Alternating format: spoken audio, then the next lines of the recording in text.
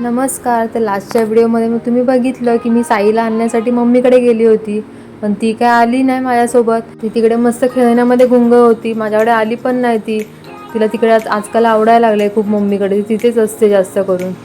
खेळण्यासाठी वगैरे तिकडेच जाते, कारण की इकडे कोण लहान मुलं वगैरे जास्त नाही आहेत, मी राहते तिथे. आणि इथे कसं नवीन आहे त्याच्यामुळे तिला करमत पण नाही घरी.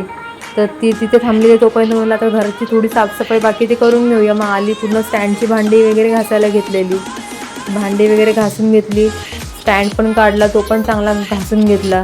घरी जेवढं होईल तेवढं तोपर्यंत आता आवरून घेते ती तिकडे तोपर्यंत. नाही तर मग एकदा आली ना मग काही करून देणार नाही, सगळं मध्ये मध्ये करत राहणार. मोरीमध्ये येणार, सगळी ओली होणार.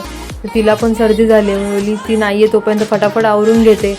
स्टँड वगैरे घासून घेतला, चांगला सुकवला त्याला, नंतर फटाफट भांडी लावून घेतली. ओली एकदा मम्मीचा फोन आला तर परत मग ती रडायला लागली, ती ऐकणार नाही.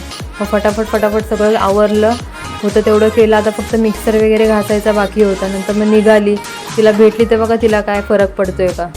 येत पण नव्हती माझ्याकडे, एवढी खेळण्यात गुंग आहे. नंतर मग थोडी तयारी पण करायची होती, कारण की भावाचे फ्रेंड आलेले घरी, त्यांचं लग्न होतं नोव्हेंबरमध्ये. तर त्यांना छान जेवणासाठी बोलवलं होतं.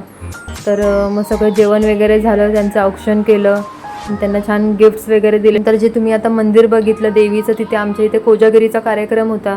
तर छान असं दूध वगैरे तयार होत होतं. नंतर कोजागिरी येतं मस्त, बघा ही पण कशी डान्स करते. आम्ही पण थोडा गरबा खेळलो. आता का डायरेक्ट पुढच्या वर्षीच खेळायला भेटणार आहे. असा गेला आजचा दिवस. तुम्हाला कसा वाटला नक्की सांगा. भेटू पुढच्या ब्लॉगमध्ये, तोपर्यंत बाय.